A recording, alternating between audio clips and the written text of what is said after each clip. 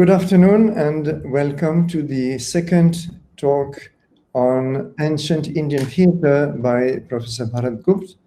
Yesterday he gave us the foundations of the whole art, mostly through the so-called fifth Veda, that is to say the Natyasastra of Bharata Muni.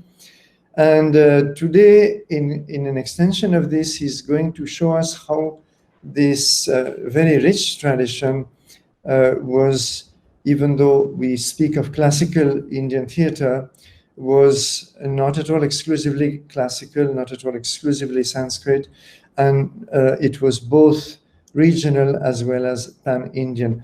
Professor Bharat Gupt, for those who join us now, is a well-known cultural exponent of classical Indian art and literature and Indian aesthetics. He's also studied classical Greek culture and theatre in particular quite in depth and written on the comparison between these two traditions.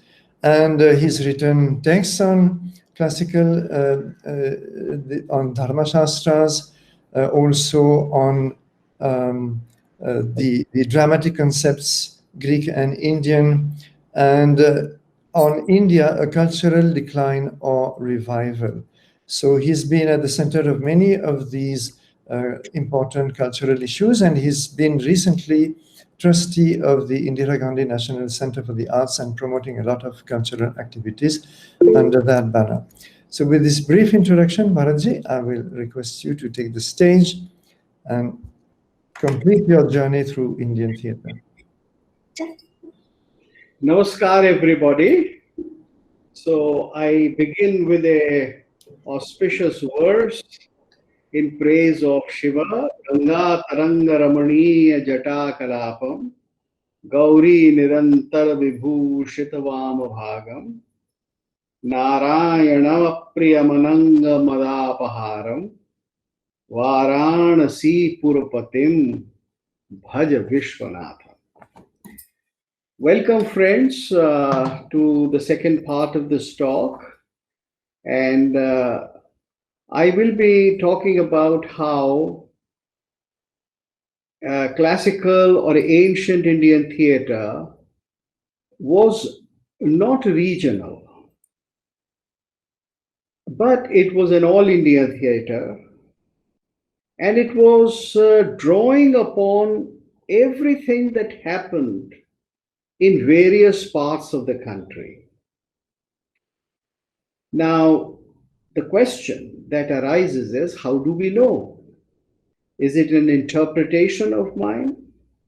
Or do we have grounds to believe, as described in the Natyasastra or in the ancient plays of the great playwrights like Kalidasa, Bhasa, and others?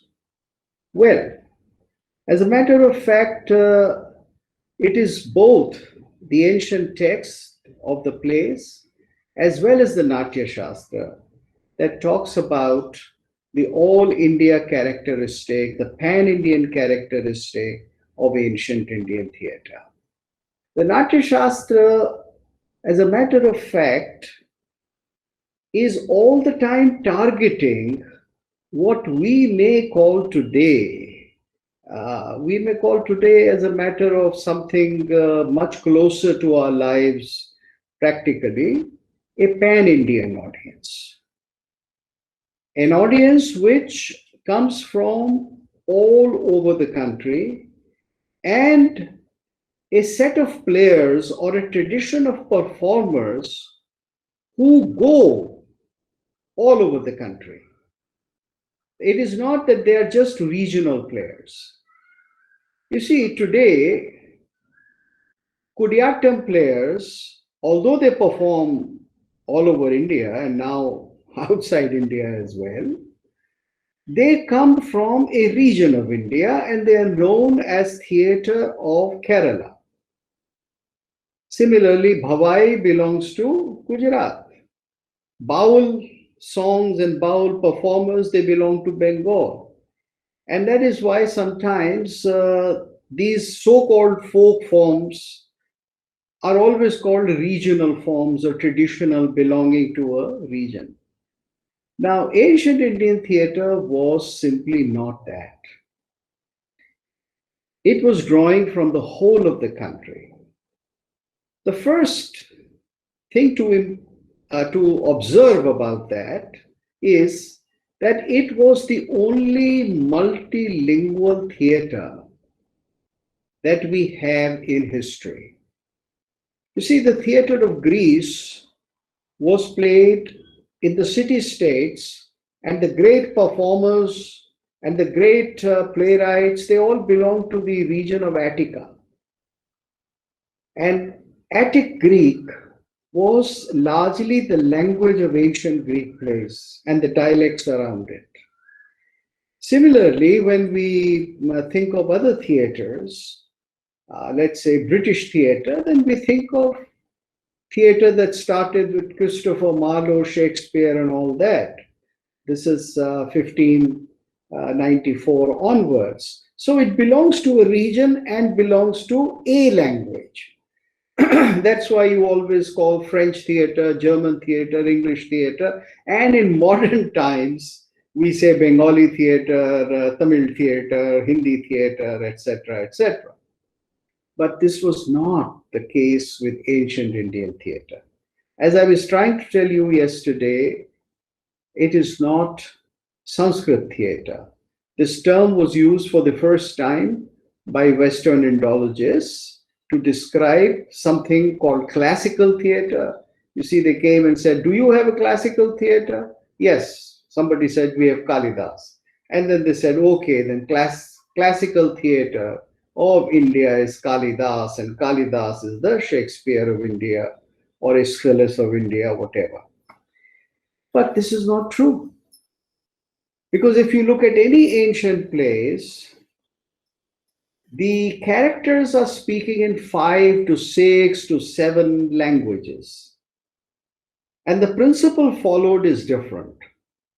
The principle is of loka anukarana, or imitation. That is, theatre is going to reflect life as it is found. It is going to reflect the true nature of that life and the people, the characteristics of the people, the ethos of the people on the stage. So it's going to reflect them in every way. Their whole hierarchy, their whole social status, their regional characteristics, their habits, their food, their costume, and their speech, their bhasha. So Natyashastra says very clearly, in a very detailed account which is found in the 17th chapter, that there is Sanskrit, which is used by the kings, the learned sages, scholars, grammarians, students, Vedabhyasi Brahmanas, or highly learned courtesans, These are the people who speak Sanskrit. But the queens, the people of the royal household, ordinary people, various other mendicants, saints, orders, people of religious order, they all speak what is called Prakrit. Now, what was Prakrit? Prakrit were the languages which, well, how should we define? Let's say which was spoken naturally by the people, or they are given languages. They are not refined and sophisticated like Sanskrit, but they are languages that change with time. Sanskrit is a language which soon after the Vedic period was deliberately made to freeze. It was a miracle performed in India so that a language could be available throughout the country and for centuries and centuries to come. So I can read Kalidas, although he was 2,500 years ago, because the language of something in which a modern Sanskrit playwright may write or a poet may compose is the same language. So the language is the same language. It may be called a frozen language or a dead language by some linguists, but it is a language which has this whole body of literature, thousands of works in it. But other than that, there were the living languages called Prakrit. So the Prakrits were spoken by various other characters. Shakuntala would not speak Sanskrit. Dushyant would speak Sanskrit, and Shakuntala, who was called Saundala, she was not even called Shakuntala, but Saundala in Prakrit, she would speak a Prakrit. Now, there were various kinds of Prakrits depending upon the region of India, just as there are so many modern Indian Prakrits or languages. So, briefly speaking, we had Saurashtri in Saurashtra. We had Balik, which is northern Punjab, Afghanistan region. We had Prachya, which would be perhaps the region of Uttar Pradesh, North Uttar Pradesh. Then we had Banga or Okar Bahula languages. Now, Bengali and Odia are still Okar Bahula. They don't say Jala, they say Jala. So there is a tendency to use O all the time. So it describes the languages of that region. Then there was Dramid, what is now called Tamil. The older name for that is Dramid. And they say that there is this language, Dramid. Then there was language of Kerala. Then there was language of Andhri. And then there was the language around Uttar Pradesh and the language in Madhya Pradesh. So I'm just giving you a very quick summary of what were the languages that existed. You have all the details that you like to read in the 17th chapter. And various characters spoke in these languages. All the music was sung in these languages. The common songs were sung in the languages. Music is something which was extremely pivotal to ancient Indian theatre. And in order to make things delightful and sweet and soft and enticing, a lot of music had to be used. And all the kinds of songs which were inserted into ancient plays, they were in Prakrits.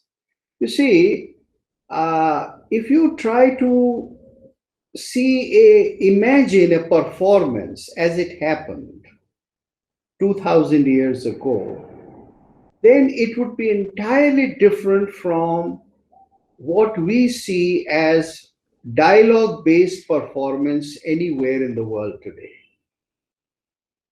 All ancient theaters were almost 60 to 70% of music. Only 20 to 30% of it was what we call today dialogue. The rest was all song. This was true of ancient Greek theater. This was true of ancient Indian theater. And the text that you see today as a printed text which comes before you as work of Kalidas, Vikramur Varshiyam, or by another author, Swapnavasa Dattam. Now, that work is only the dialogue portion, or what was called the Path. Path today means, in modern Indian languages, something which is read. Sah Pathati today means one who reads. But in ancient times, Pathati means one who enunciates, one who speaks out aloud. So the part content, the dialogue content was in all these various languages. And characters would reflect. So if somebody came from south of India, let's take an example. The fisherman who brings the lost ring of Shakuntala to Dushyant's court. Let's presume, Or let us say that the director wanted it so. He makes him a person from Kerala. So he would then speak the language of Kerala. Or in modern times, he should speak Malayali. He would be dressed like that, he would walk like that, and he would speak like that. And he would speak that language. Now you would say, well, how is it that ancient Indians understood all these languages? You see, these are questions that come to your mind as an audience. Did everybody who went to theater know 5 languages or 6 languages? If he or she didn't know those languages, then how would they follow the dialogue? Well, the truth of the matter is that nobody wanted to follow the dialogue exactly as it was.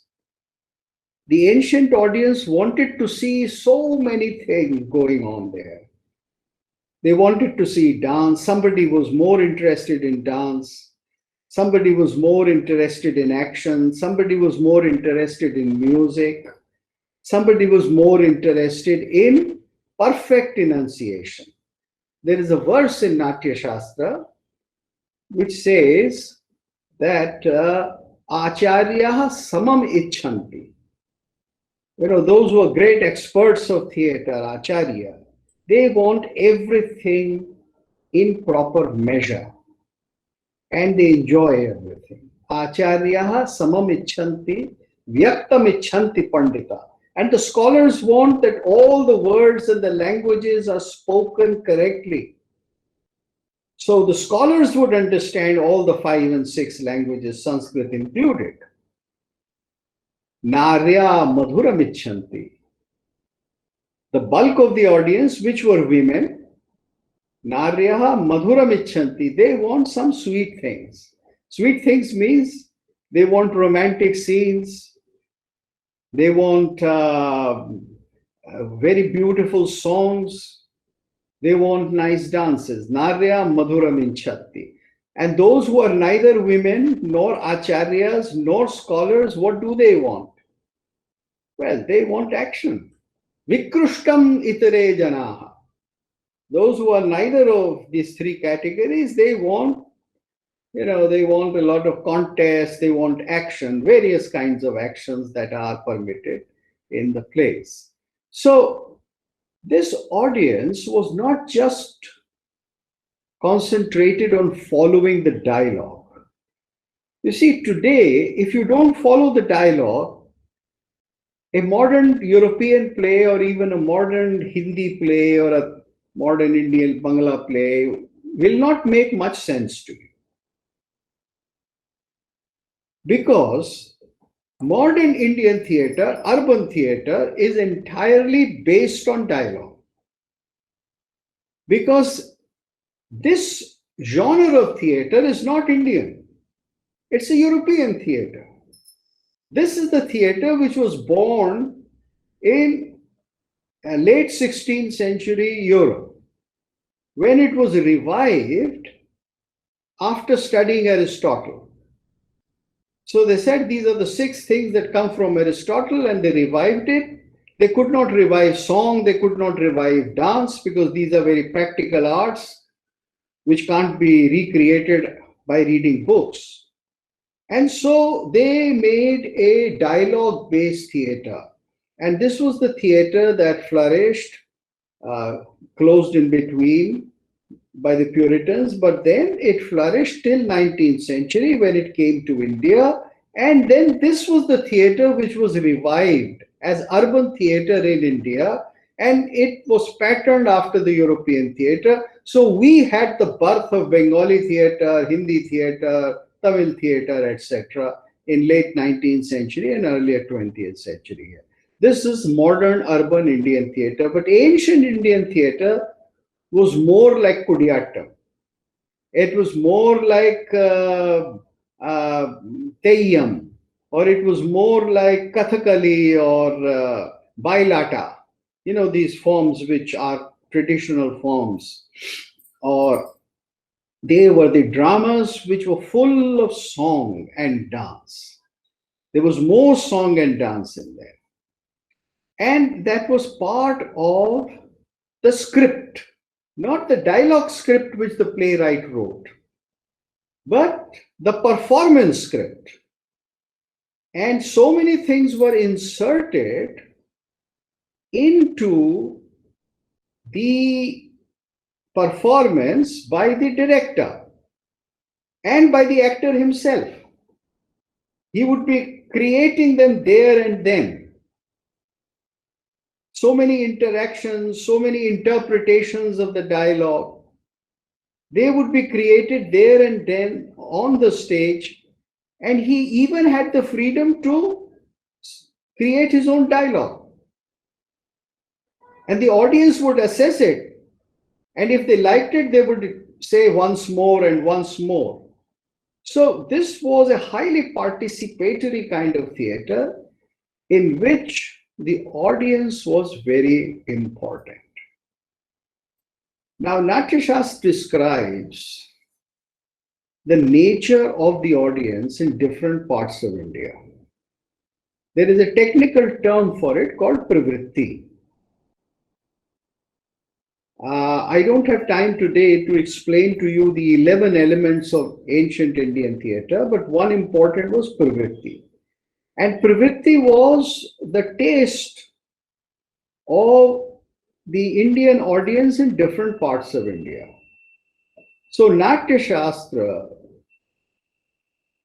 more than 2000 years ago, described very clearly that people in Tamil Nadu, that is present-day Tamil Nadu, people in South Dakshinatya, they are very fond of song and dance. So dear actors and actresses, when you go and perform in south of India, bring in more song and dance there. Do certain things so that your audience enjoys them more. Adjust your performance accordingly. And you would, if you give them more song and dance and innovation, they'll enjoy it. If you go to Bengal, I mean present day Bengal, but East India, then try to be more bombastic than usual. Because Bengalis love a lot of rhetoric. I don't know if it is true today. Maybe it is. But that's what Bharat Muni prescribed. He said people in that region, they like Vak Adambar. They like big speeches, long speeches. They like the flourish of words.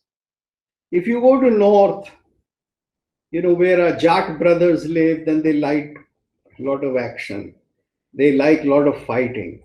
And if you go to East, then people are more thoughtful. They don't get into a fight that easily. Gujaratis don't do that even now. They have a business to watch. So these are some of the prescriptions, broad prescriptions made by Natyasastra.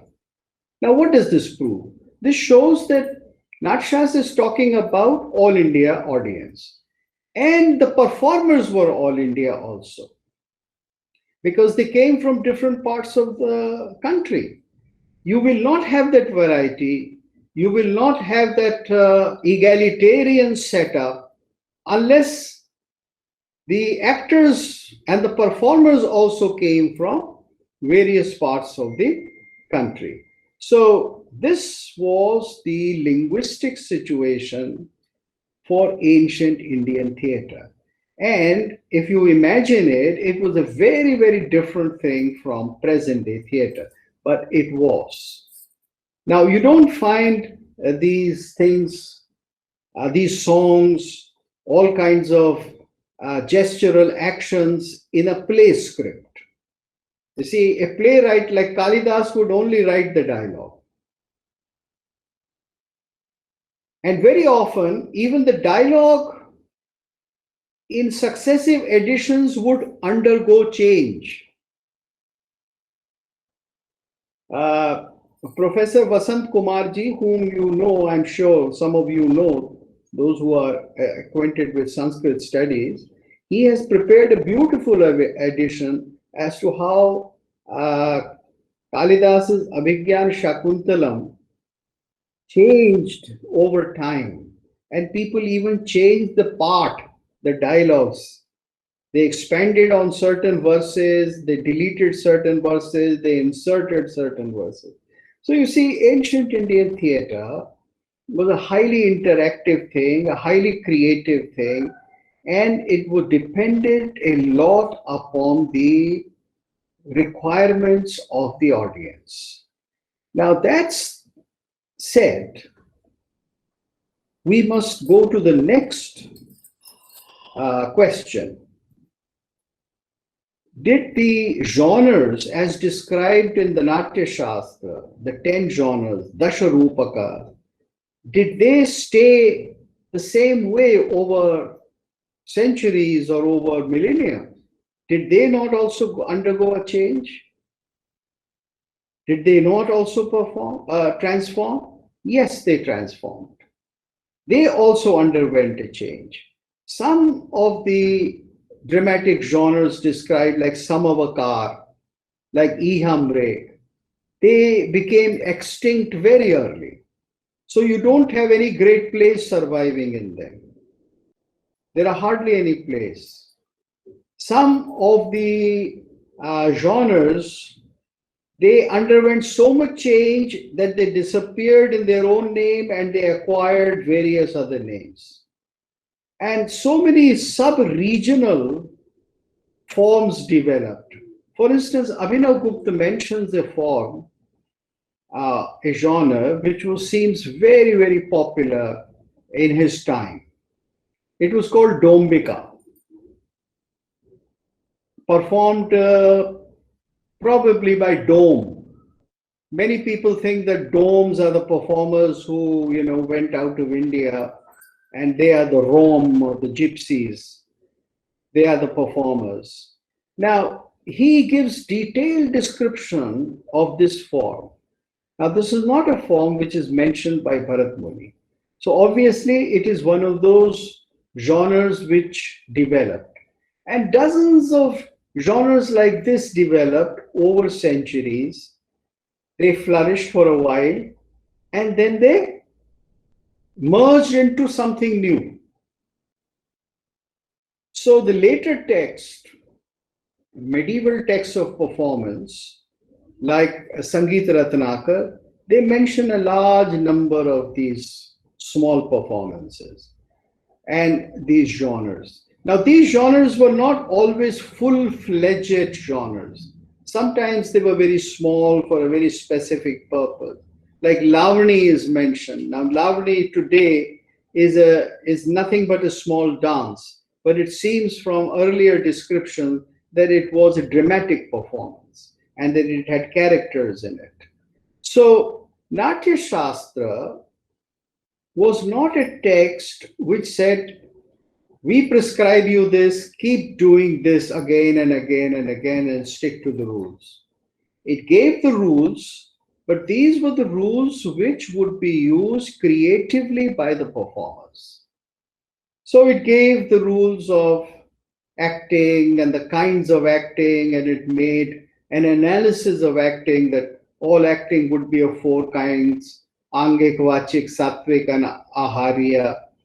But then how to go on creating their combination, how to go on creating a variety, this would be left to the performer and to the audience also. So the reason why you see such immense variety in ancient Indian theatre and the forms that followed it is precisely this, because this was an open-ended or an open-minded tradition. Now, let me give you an example, something from what you can understand as a modern example. We have this great song called Geet Govinda, obviously composed sometime in 11th century by Jayadev. And we know that this was done in Jagannath Puri, and which was written, and he was greatly in love with this Padmavati, called himself Padmavati Charana Chakravarti. Now, this song was composed by him, and then it was danced in that temple, obviously. A whole tradition of the dancing, those Ashtapadis developed. And these Ashtapadis became temple dances. Remember, yesterday I talked about how, with the coming of Islam, the urban theatre disappeared in the whole of North. So these performers had to find refuge or had to find their living, creativity, or whatever in great temple complexes wherever they survived, or in ashramas.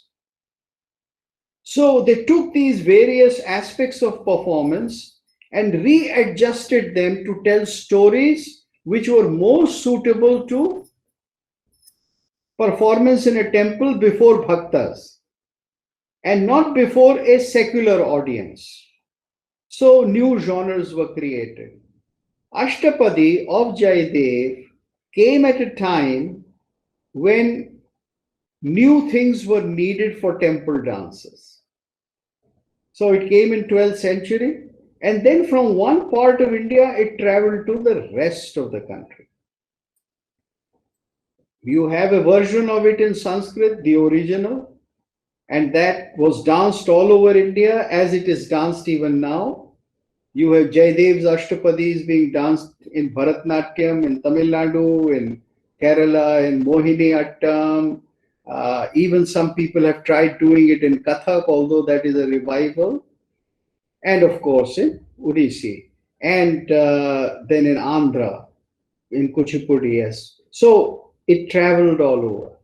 At the same time, the Sanskrit text was retranslated or it was rewritten in fresh compositions of the same paradigm, using the same paradigm to make new compositions.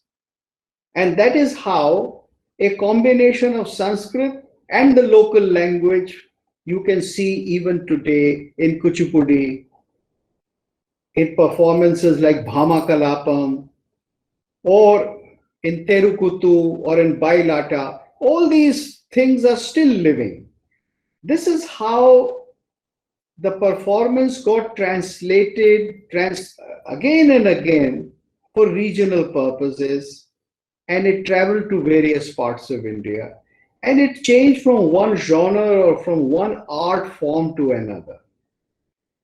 So sometimes even just the musicians would take the song and sing it as a song to be sung, not as a text to be danced. Therefore, you find so many modern North Indian thumaris written in Brij Bhasha, which are repeating the lines of original Brij Bhasha, original Jayadev. There is a Ashtapadi of Jayadev called Yahi Madhava Yahi Keshava Makuru Kaitava Vadam. Go Krishna, don't play tricks on me, don't be a cheat. Now the same verse you find dozens and dozens of North Indian thumri, Jaja main to se nahi bolu, Rara karata Sanvaria, etc., etc. So this whole freedom to refurbish or to re-render or to recreate was practiced in the performing arts. You see, they never believed in copyright. They allowed their kriti or their composition to be retranslated or to be made again by somebody else. And this was done primarily because what was the Ras Siddhanta? Now, let me say a few words just in the last 5-7 minutes. I'll try to perform this task of talking about rasa. What is rasa? Rasa iti ko padartha. This is a question that Natyashastra is. What is this substance? What is this stuff called rasa? And after asking this question, the Natyashastra gives the answer, aswadyatvat, that which is worthy of being tasted. Rasa is that, it is that element, it is that substance, it is that creation which is worthy of being tasted. Not that which can be tasted, because we can taste anything. Anything good or bad, not palatable or not good for society, that doesn't mean that something which can be tasted, which can be enjoyed, is rasa. If you enjoy the wrong things, then that is not rasa. So if you enjoy violence in a manner that it has not transmuted into a higher level of art and contemplation, then it is not rasa. If you are just enjoying gross violence or gross sex or any emotion that way, then it is not rasa. Rasa is when the transmutation takes place. And what is it that gets transmuted? It is your bhava, your feeling. Now, the Natyashastra goes on to describe that there are certain permanent 8 states of the human mind, heart, or human psychology, which are there in every person, and through a dramatic performance, they undergo some kind of a transcendence and a transmutation. They become more sattvic, or they become more sophisticated. And when your own feelings become more sophisticated, more elevated, when there is an emotional upsurge, then that upsurge in the context of theater, drama, natya, or art or kavya is called rasa. So it is my own feelings that undergo a transmutation. They undergo an elevation. And they go under an elevation in which they are free from normal everyday likes and dislikes. When I transcend myself, my own personal perception as a person, and just become as somebody who is capable of looking things in the deepest manner, in the most universal manner, then I enjoy rasa. So this is very briefly what is rasa. And rasa is the aim of all dramatic performance. Everything that you do on stage, everything that you see on stage must result in rasa. Unless it results in rasa, the purpose of a stage performance is not achieved. Because the Natyashastra makes it very clear that art has this special quality. It has the special quality of rasa. It gives you rasa, which life does not. All the activities that we do in life, they are full of some kind of a contradiction.